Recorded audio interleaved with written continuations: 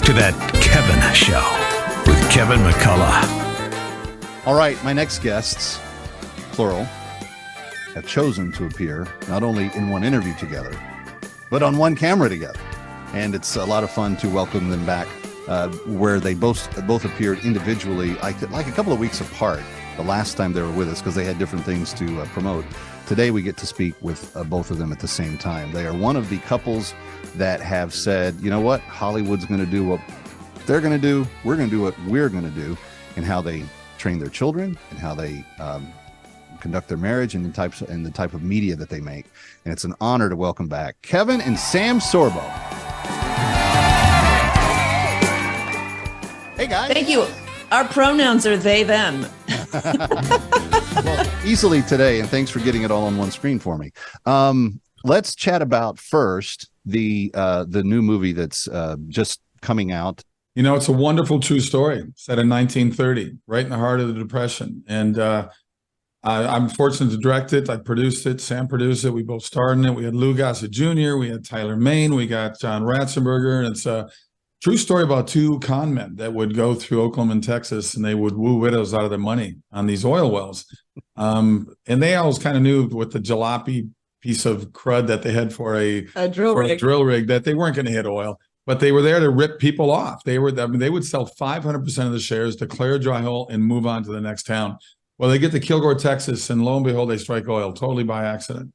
Ends up being the largest oil fund in the history of the world at that time. 1930, right in the heart of the Depression, when we were at 28% unemployment or more during America at that time.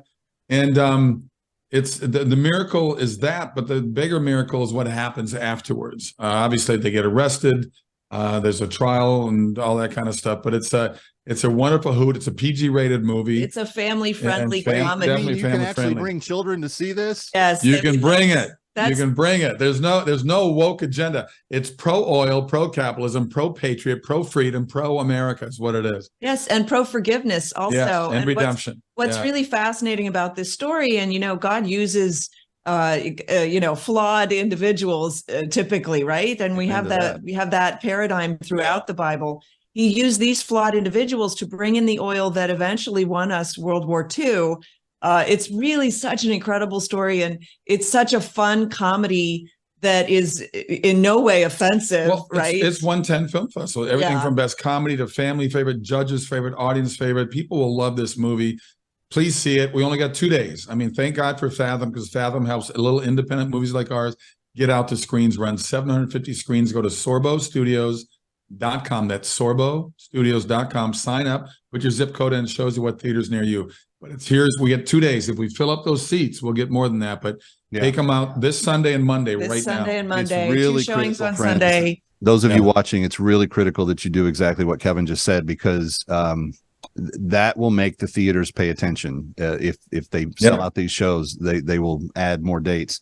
And I certainly want you to. I got to see a screener of it. I loved it. My kids loved it. It's safe for the whole family, but it is interesting and funny and entertaining, and I can't use enough superlatives about it.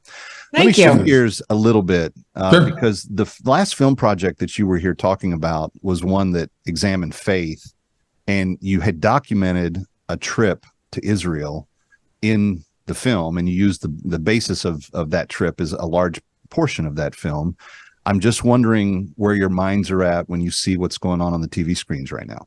Well, it's interesting because Sam and I went back just a year and a half ago as well. I filmed another documentary that's going to be coming out later next year, tracing the flow of the Ark of the Covenant through archaeological digs. And then we took another group just this past May. We had 80 people there. In fact, one of the locations we were at is where bombs are dropping from Lebanon right now.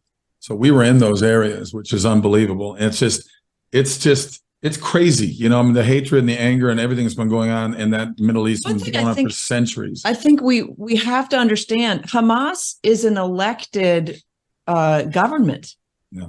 And Sort of. It's a terrorist organization, and it's elected. I mean, this is something that we really, as humanity, we really have to wrestle with. It's easy to win elections when you fence everybody in and say you better vote for us, or you're going to end up the way the Jews Right. did. And Right. They rule by even terror. They're Gazans tyrannical. trying to leave to Egypt right now are being told, Right. if you try to leave, we will kill you. So Yeah. And if you inform, Good guys. your life is forfeit. And so, and then over here, we have young people who are demonstrating on behalf of them. And it's really quite astonishing. I saw there was a group of gay people, queers for Hamas. And I'm going, that'd be the equivalent of black people for the KKK. I mean, it's the weirdest thing I've ever seen. It really shows a lack of knowledge, Yeah. a lack of wisdom, a lack of education. I think what we're seeing eventually, we have to admit, is the failure of the system of schooling that we have in the United States. Well, and what the government does and what the press does. I mean, they've just been over and over again. I think half these people, I don't think they're, like you said, even educated enough to understand what they're writing about or what they're protesting. They just have been programmed to do it that way. well, and when you see, as we're having here in New York, people take down the kidnapped or killed posters of children, and be so heinously evil about it. Yeah. It's hard for me, and I wrote about this last week at Town Hall, but it's really hard for me to stomach my own country right now in many aspects, because we've never been the place that countenanced this. And if it was the Ku Klux Klan, there would be massive demonstrations counterbalancing it. But what's happening is the people that support Israel are decent people, but they're going quiet, and we need to be more vocal and more verbal than the other side that is chanting death to America. And I am so sick of the silent majority. I'm sick of it. Fair enough, but I do want to point out that in our schools, we are teaching survival of the fittest, and we have an entire political party that supports basically post-birth abortion. Yes. We do need to contend with that and figure that out. And so we have a callousness toward life. There's now a push for medically assisted suicide for babies in Canada. I mean, it's crazy when we have now sort of developed this callousness towards life and this eagerness for death. And that's something that we're going to have to wrestle with. And it's partly why I to segue back to the movie for a minute, I developed a homeschool curriculum that goes with the movie. It's a free download at sorbostudios.com. Oh, for the Miracle from East Texas? Yes, because That's there's fantastic. so much in there to unpack. There's the theme of forgiveness. There's the theme of oil. There's the theme of entrepreneurship and oil drilling and the economy and all of that. And there's a wealth to, drill down into with the movie.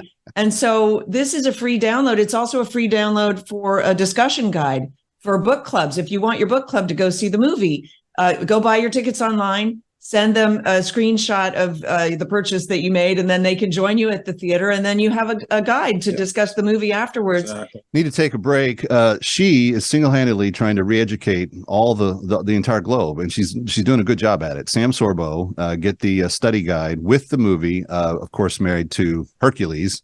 And we're coming right back. We've got a book project to tell you about as well. Stay with us.